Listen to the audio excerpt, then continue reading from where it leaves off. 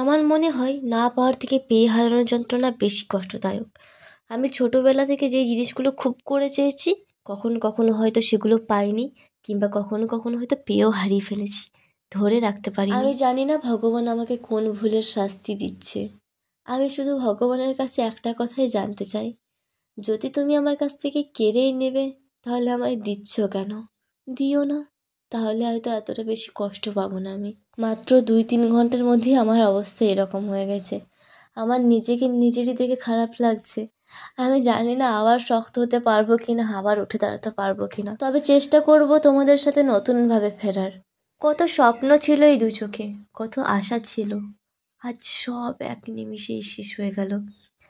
আমি না এখনো বিশ্বাস করতে পারছি না এটা বাস্তব। আমার মনে হচ্ছে এটা স্বপ্ন, কল্পনা।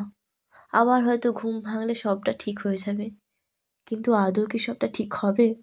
আমাকে কি এখনো বিশ্বাস করতে হবে যা হয় ভালোর জন্যই হয়?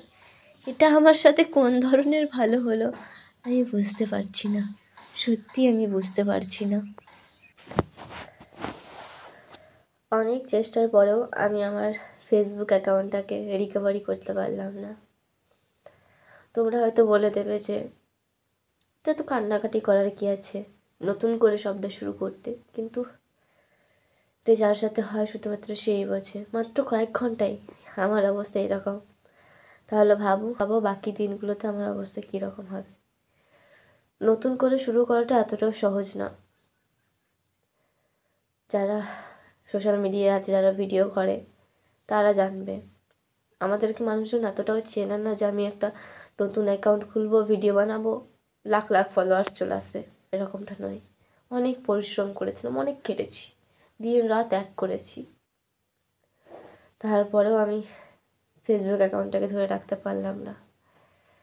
জানি না আমার কি দোষ ছিল, হয়তো আমি কারোর কোনো ক্ষতি করেছিলাম অজান্তেই, তাই তার শাস্তি পাচ্ছি। কিন্তু এটা মেনে নিতে পারছি না, মেনে নেওয়ার মতো ঘটনাও নয়। দেখা যাক নতুন করে শুরু করতে পারি কি না, নাকি একেবারেই ভেঙে চুরে বসে যাব নিজেও জানি না। ভিডিও করার মতো পরিস্থিতিতে আমি এখন নেই,